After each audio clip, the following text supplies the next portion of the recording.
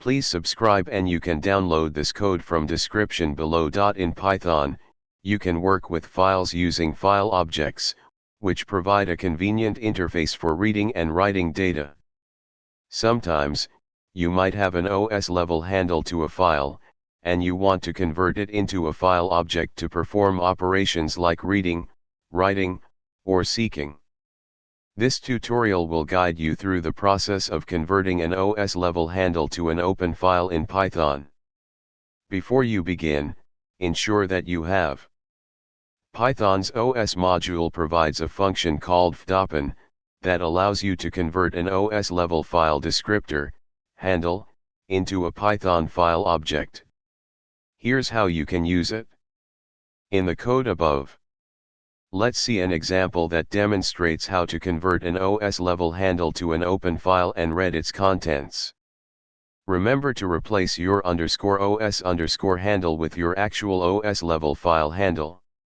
Converting an OS level handle to an open file object in Python is straightforward using the os.fdopen function. Once you have the file object, you can perform various file operations based on your needs.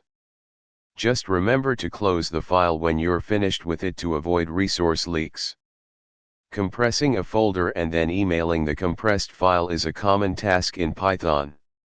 This tutorial will guide you through the process of compressing a folder using the zip file module and sending the compressed file as an email attachment using the simplib and email modules.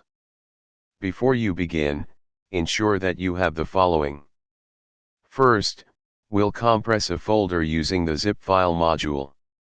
Here's a Python script to achieve this. Replace /path/ to /your/ folder with the path of the folder you want to compress, and compressed_folder.zip with your desired compressed file name. Now, let's send the compressed file as an email attachment using the simplib and email modules.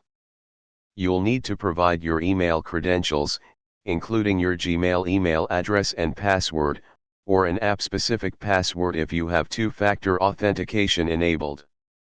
Replace your _email at gmail.com, your _password, recipient _email at example.com, and other placeholders with your email information.